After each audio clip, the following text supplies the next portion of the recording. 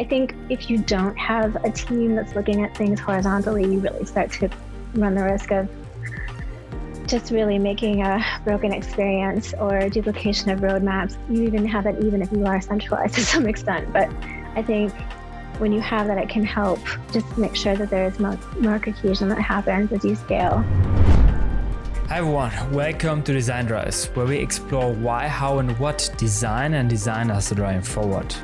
The mission is to interview the most forward-thinking designers and most innovative creators on the planet, to inspire and help you to reach your full creative potential and to make a positive impact in the world. In the episode, I chat with Kate Nygaard, who is a design director at WhatsApp, has been previously working at Airbnb, Spotify and Method as a design director.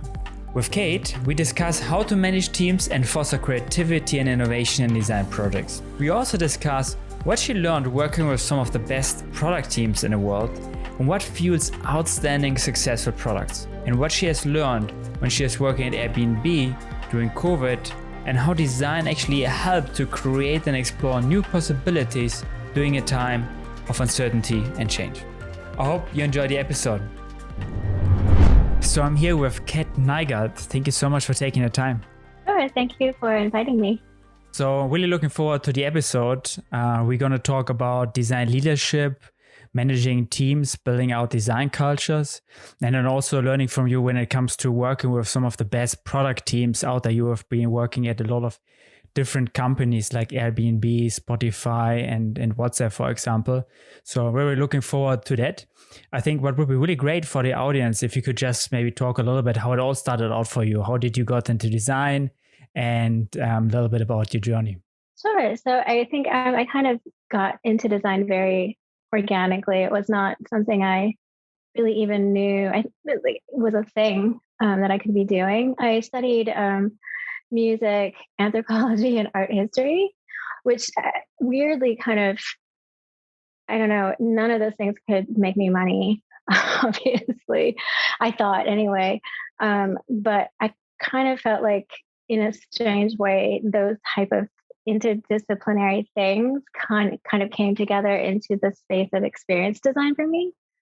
So when I first started out, I was in San Francisco and interning at an agency there. And I was more as a producer, so I didn't really know much of anything. It was just, designing websites and things like that. But you basically did everything. So it was a small design shop.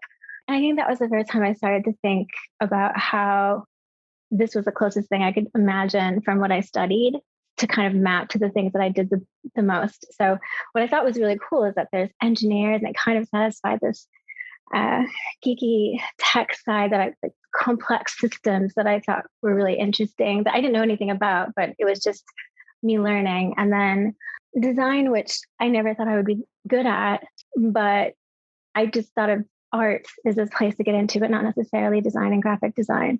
The other piece of it was just around production of producing and project managing, which that's where I started, but it wasn't really my strength. But it just, those types of things came together for me and it really clicked. And so I think starting out there, I just never left. I started at a really young age and just continued to hone in on design as the central piece of what I wanted to focus on. And I think it wasn't until that first job that I started to realize how much I loved design. I think growing up, I thought marine biology was really cool, and I was always into fashion and always into music.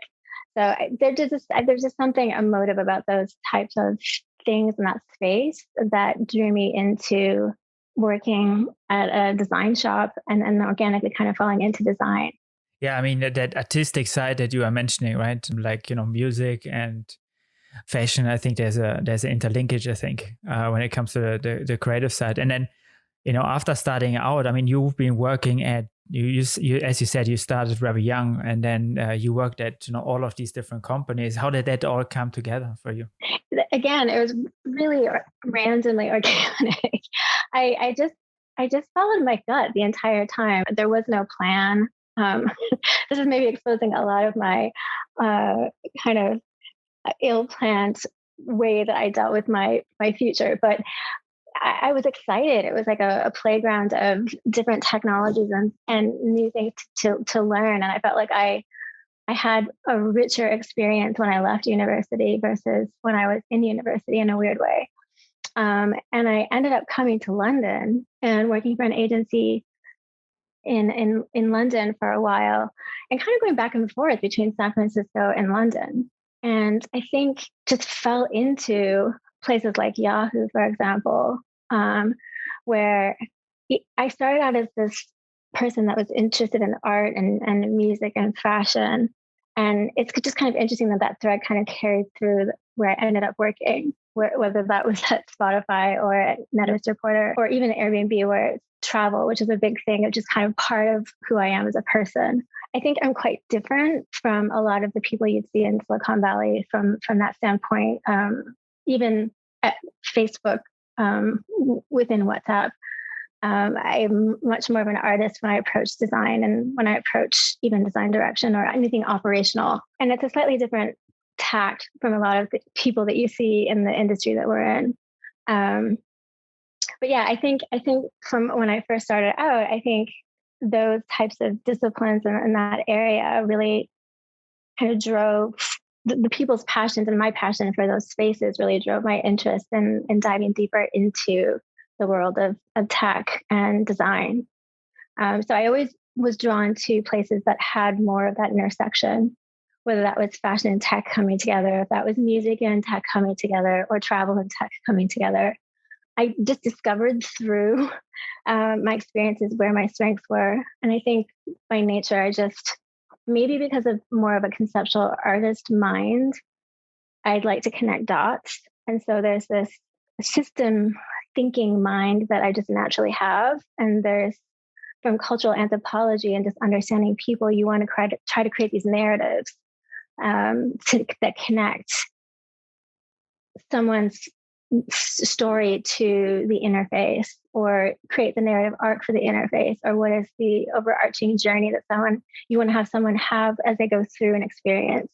So for me, it's just thinking about systems from a network journey all the way down to micro interaction, systematic thinking, if that makes sense.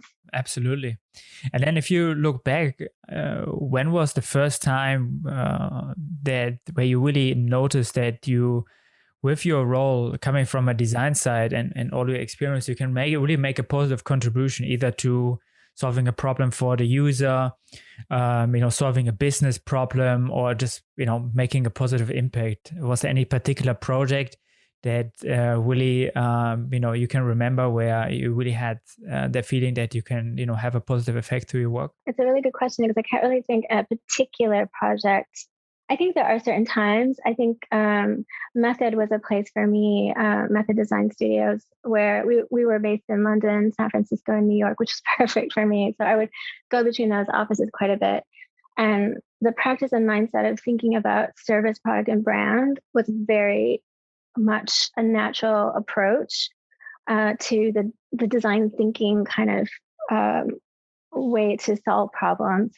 And I think that's where I just started to it just felt like the most natural aha moment for me, is being there and solving problems for places like Samsung and developing and creating design solutions for devices that help people with accessibility issues. I think it's maybe broader than just accessibility. I think it's improving people's lives. I think for the same reason you talked about doing your podcast around, how we can use design to make positive impact.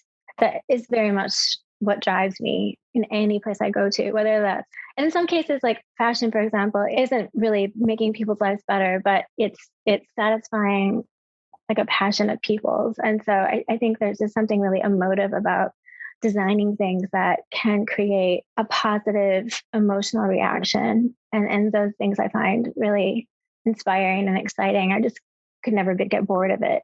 So I think, whether it's improving or making someone's life easier in a home that someone's hosting when you go travel somewhere and that it's going to be accessible, to making something super easy to play in Spotify or find the right kind of music or discover in different ways.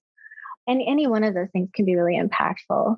I think one of the most genius things that has a lot of impact in terms of what it says about a brand or the thoughtfulness of a brand is the quivering icon that happens, that state in iOS when you long press on your launch icons. I think there's something super impactful even about that, because I always remember it. At least it is for me. And I just think it's such a smart micro interaction. Those type of things are thoughtful. And I think those also drive impact. Mm-hmm, mm-hmm. Yeah, super interesting. Maybe let's dive into some of the experiences that you made and maybe some learnings working at these different companies. We are all in the times of transformation and change, and you've been working at Airbnb, I think, just before you moved to London to work at WhatsApp. And at Airbnb, obviously, you worked just in the times where there was most transformation with COVID, and everyone's life changed. And I think what's interesting about Airbnb is that you also have to design for multiple users, but besides that fact, and design that relationship, also the whole business model has changed right now. Basically, they're putting more focus on experiences and even online experiences. So what did you learn when you were designing at Airbnb when it comes to, the change a company can go through and what that means for design? It was a super tough time because it was, we also lost people, and I was part of that as well, which was terrible. I think even before that, I kind of knew it was coming because I oversaw the hosting side, and then there was someone else overseeing the guest side. And, in constant meetings, seeing the numbers dropping and dropping and dropping, and projections starting to look really concerning just in terms of the COVID-19 and what we thought might happen. And I think the thing that became so intense, but also I think brought a lot of us really close together was it's basically a time of crisis where everyone kind of who was there really wanted to help change and commit to trying to save the business, trying to do meaningful work that can support people who are frontline workers, for example. So a lot of the efforts pivoted from, moving from incrementality of trying to get conversion to how do we support frontline workers so they have free places to stay or low price places to stay in Italy or in different regions. And I think there's a certain level of pride of the design team and others that just wanted to make a difference and continue to kind of keep the experience high, but commit to, supporting what was happening. And I think concurrently as that was going on, you saw this wave of people or regions not really realizing how severe COVID was. And you'd see hosts get angry because we were having to change certain things. And then that sentiment would change again and become more positive. It was like this ripple effect that you saw over time. That was happening concurrently, which was crazy to see. So there was a lot of closer connection and communication with the host at that time. So I think it started to bring more light to the host and more attention to the host, which, to be honest, they needed. And I think there was a closer relationship there that happened just out of need, really. And then there's also the team too, and just wanting to support the team and trying to figure out how do you not let people burn out.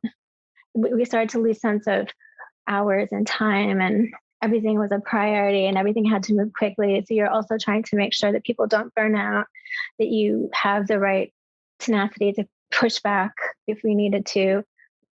It's tough to balance out urgency of a business that might be in crisis with everyone's well-being and knowing this is a very stressful time. So it was a really crazy time.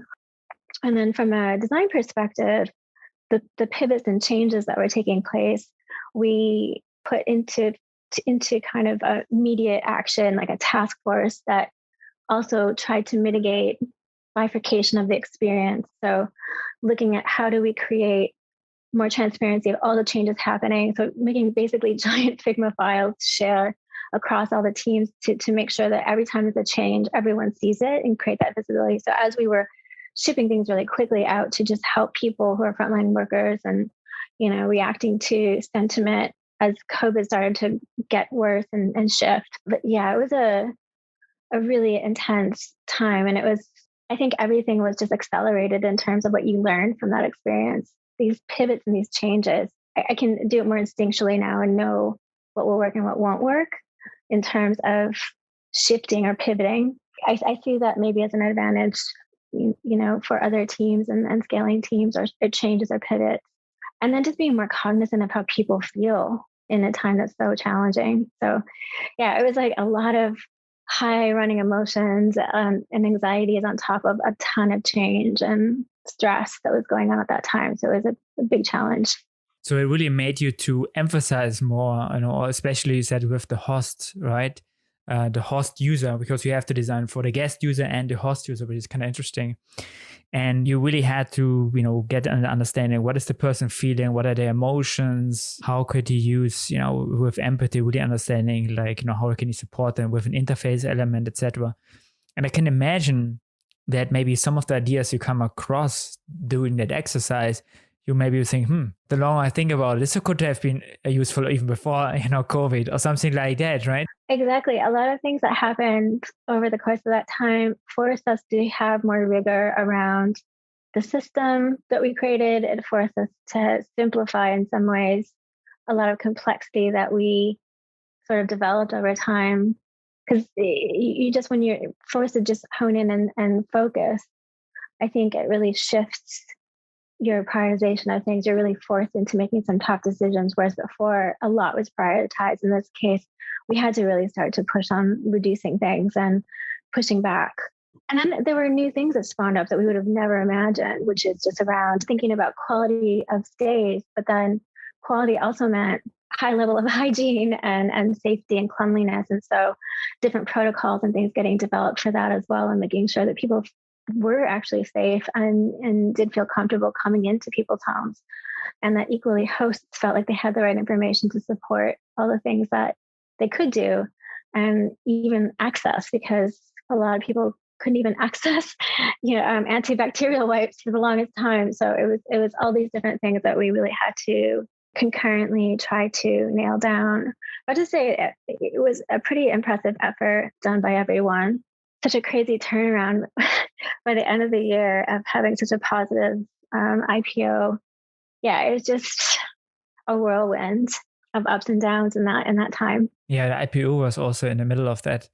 Totally right. And I mean, to your point before, I can totally see what you mean with, using empathy and coming up with new ideas. One thing that I'm always saying is that even accessibility, but, empathy in general is a tool also for innovation, right? You can really use it to come up with new ideas. It's not just about just making things incrementally better. And I guess you came up with, found sources for ideas and inspiration, basically, to come up with features and innovation that, could not just be benefit to a person being exactly that specific niche use case, but actually benefiting to all. I mean, one of the challenges must be also that you have to deal with all the different local regulations. When you design an experience for a person in India, that might be different, and depending on what information you show them in terms of like regulations and things they have to keep in mind, they might be completely different to a person in the UK who was like one in Brazil, right? So I guess that was also a challenge, I guess, from a content perspective almost, right? Yeah, that's always, and policies, are widely different. I mean, that's pretty much in every product I've worked on, but I think, Airbnb was definitely, that's always a challenge, whether it's policy based or it's perception based of, what it's doing from a potential gentrification aspect or what it's doing to local communities. Is it positive? Is it negative? How do we balance that out? I think there's a lot of consideration to trying to be cognizant of that as well. But obviously every country, like Germany, for example, I think not the most popular product in Berlin, for example. So I think it's just, that is a constant. And there's a whole team that focuses on policy and they're global. And that's a massive, massive effort to try to ensure that we're getting to all the local regulatory mandates and things that shift and change. And policymakers work with the lobbyists all the time to try to make sure that we're moving upstream to manage and mitigate a lot of the regulations that Airbnb would run up against. One interesting aspect is that also the whole focus of the product had to change, right? There were no physical stays, and I think there was more an emphasis on experiences and then digital experiences even, right? The digital video experiences, video events, basically online events, which is a completely different space. And now suddenly you compete with, complete other platforms, like Eventbrite, for example, which, also went into that space. So I think that's very interesting. Any learnings how the design team was maybe able to imagine these futures or help in, carrying them out, or how did that process go?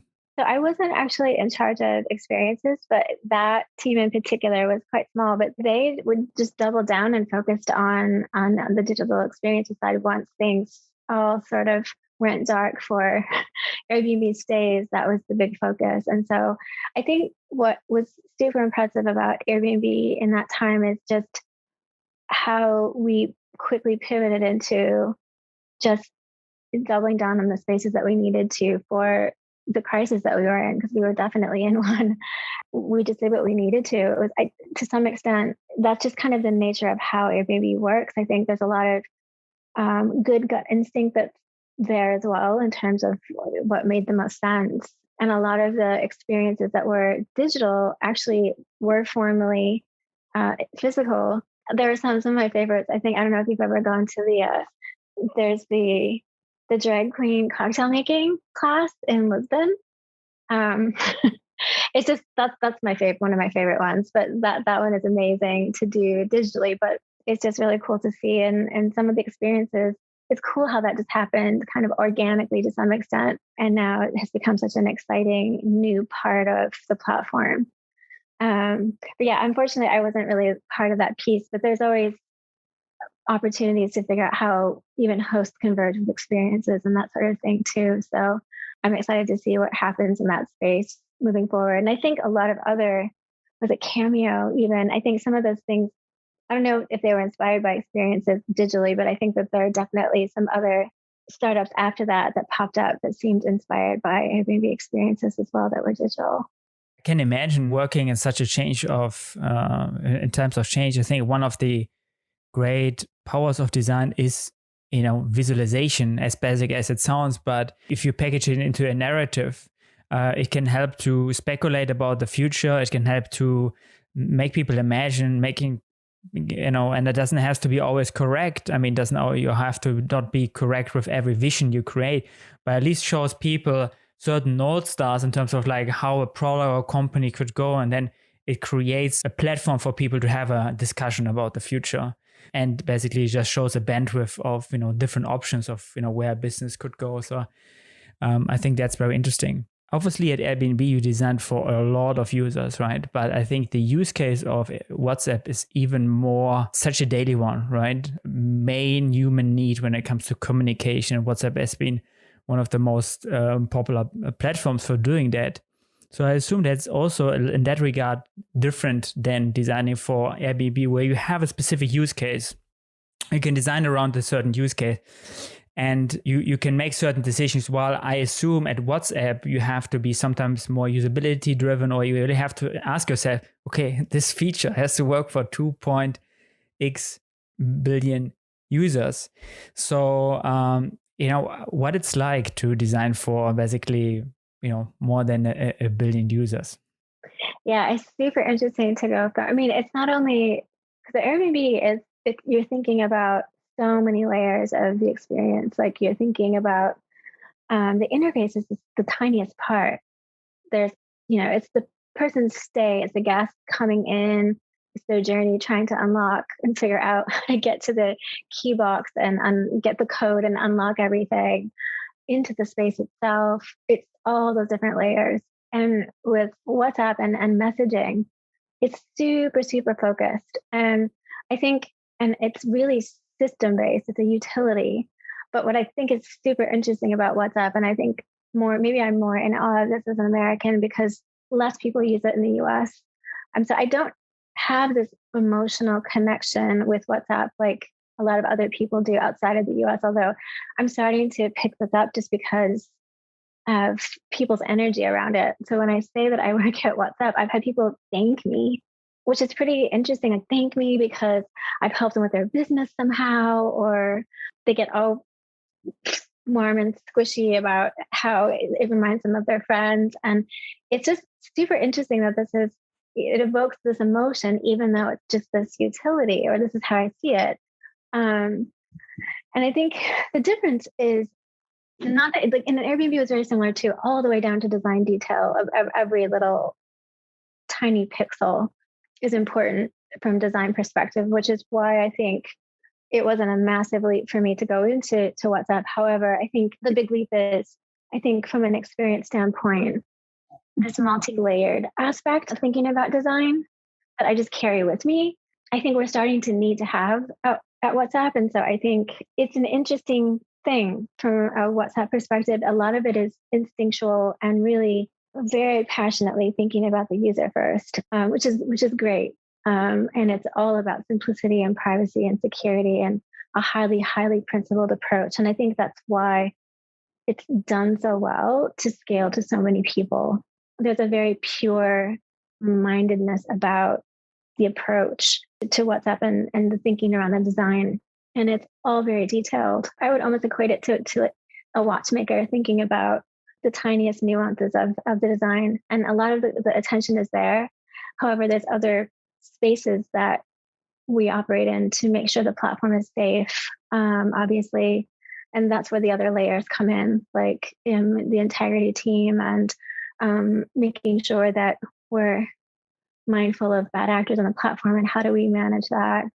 So I think, and privacy and how do we ensure that. So I think there's a lot of thinking about that as well. So it's not just about the interface again itself, but all these other layers of experience that make it safe and secure and something that people have these emotional reactions to WhatsApp because of that.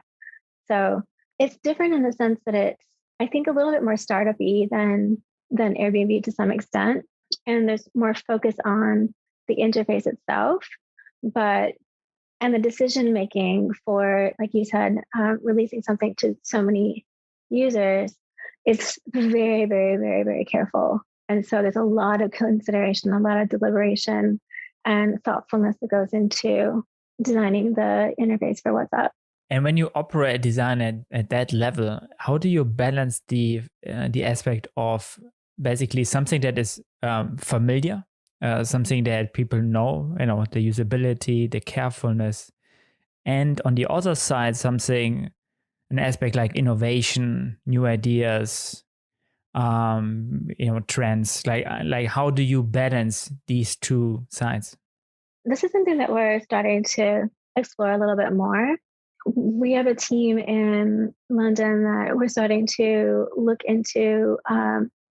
We integrate into other platforms. And so part of that is starting to look similarly to how Spotify, I don't know if they're still structured this way, but kind of like a flywheel of sorts where you look at incubation and experimentation of different platforms, and then a team that starts to integrate based on bets that we think seem viable for us to take into integration. So, and we're starting to work on what it could look like to vision things out a little bit more. And I think there's a lot to learn yet in terms of being okay with the balance. Things like the design system, for example, is something relatively new that we have at WhatsApp that we are starting to make very tiny visual alignment shifts to the palette, to the color, integrating in a grid that for most people won't be noticeable, but should start to clean up some of the elements of the design. And so that's how it's a very carefully released stages of change. And I don't think that even if we looked at some of this vision stuff, we would be rolling big things out. What works for WhatsApp now is carefulness in terms of how we release things. And I think it's been interesting because we think about new services now, whereas that's just not been something that WhatsApp has had to think about.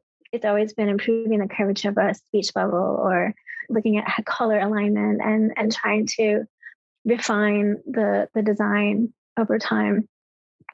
But I think now we're looking at new surfaces and how do we introduce those, or do we not introduce those? Are they discovered organically because that makes sense and it's natural?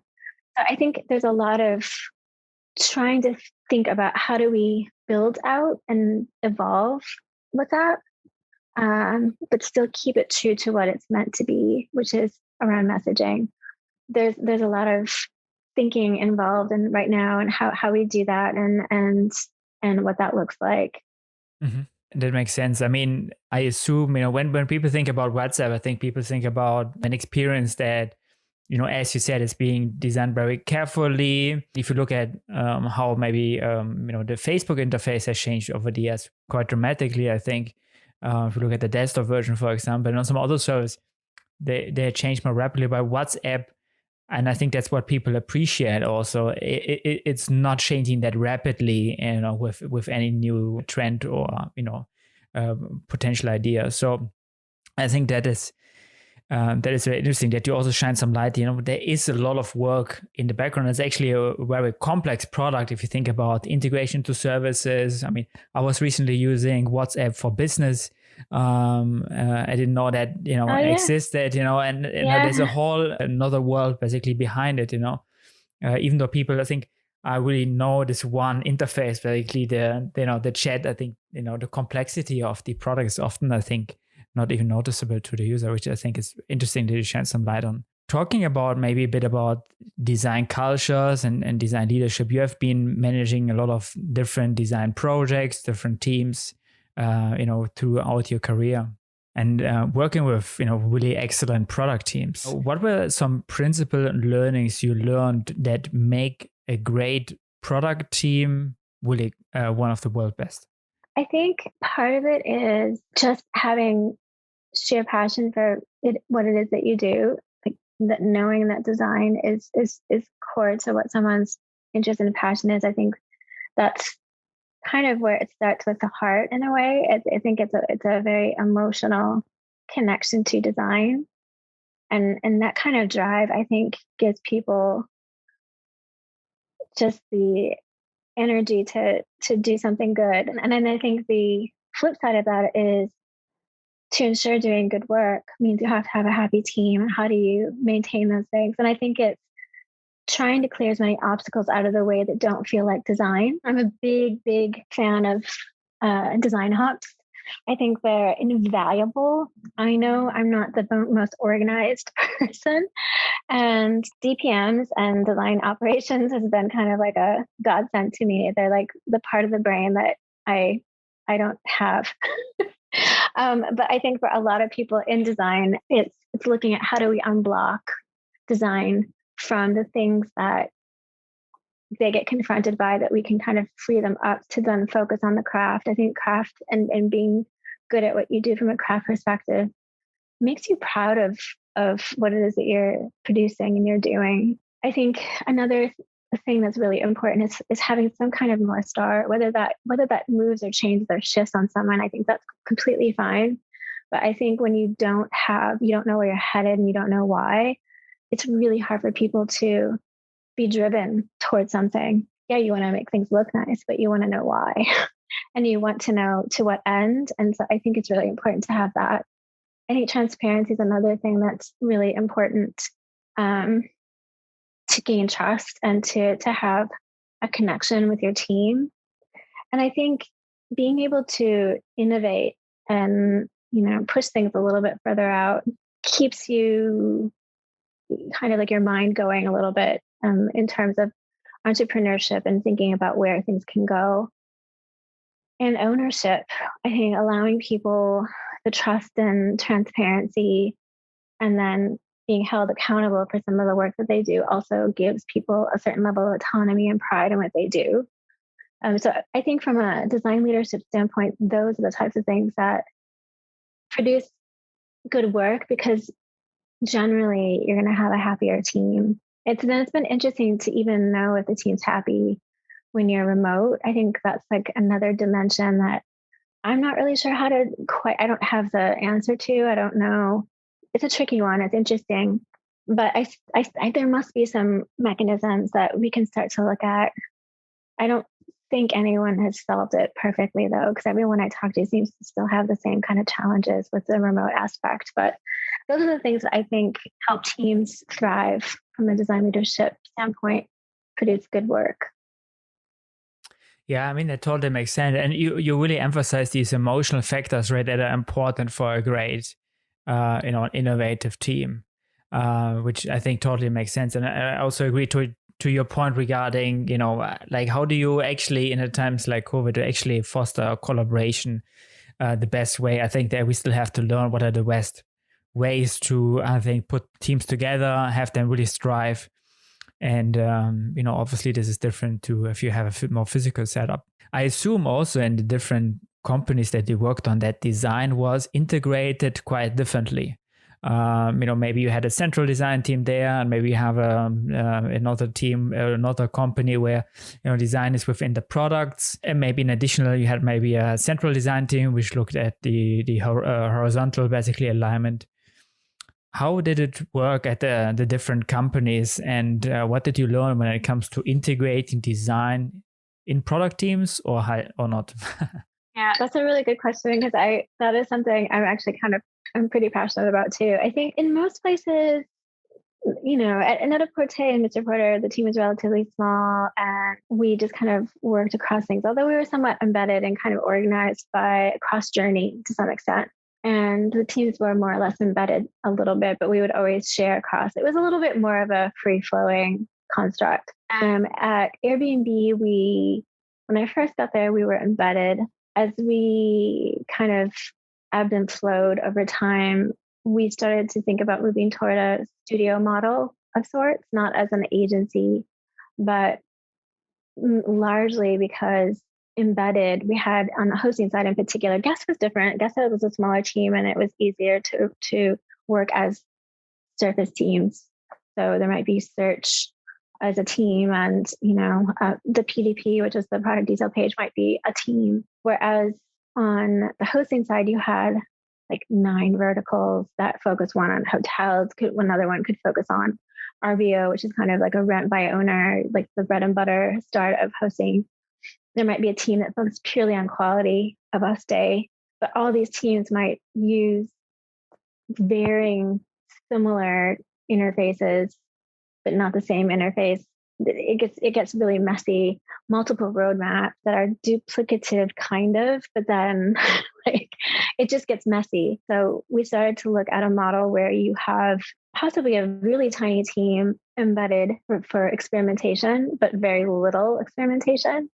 Because I think you had mentioned this before, but a lot of times experiments just lead to little tiny incremental change, whereas we weren't being as transformative as we could be.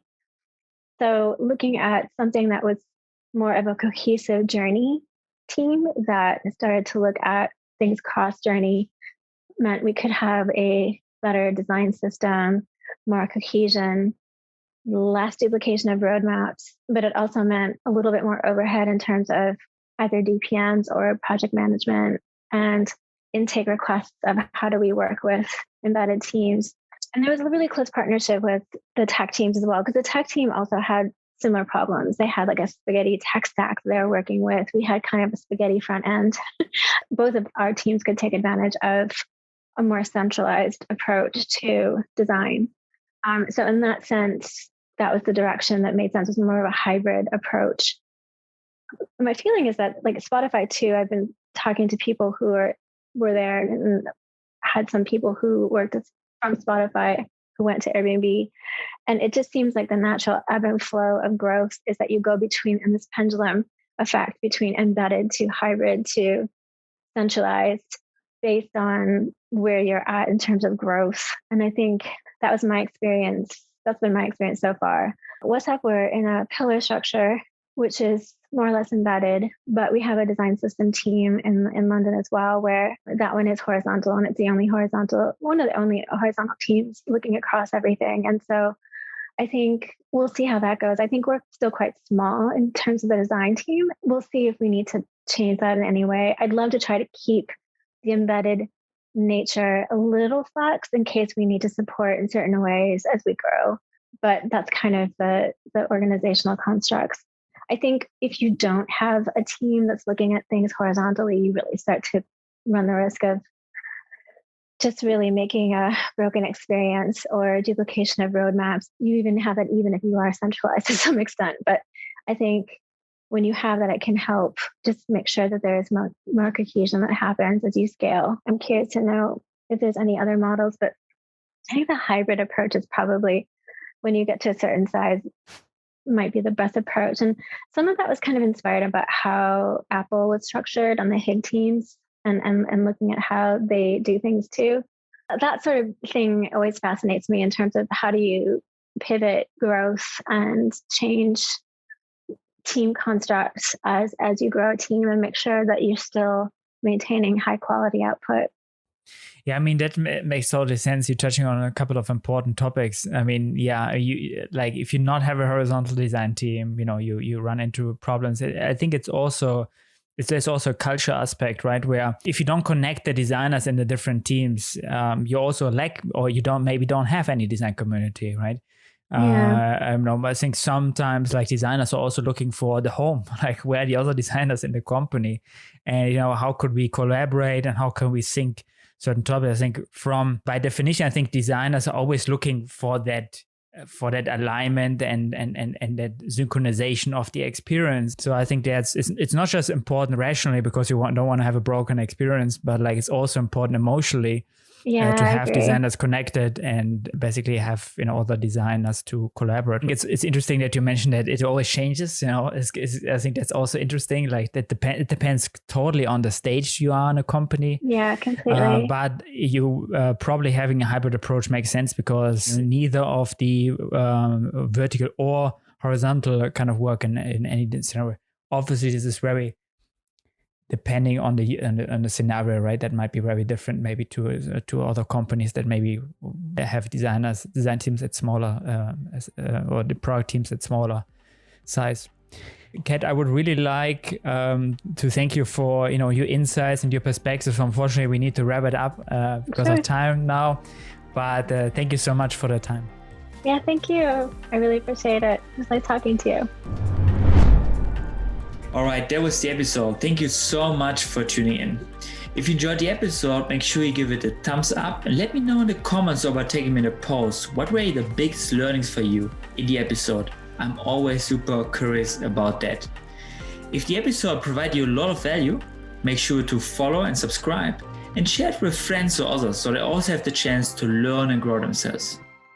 All right, until next time, cheers.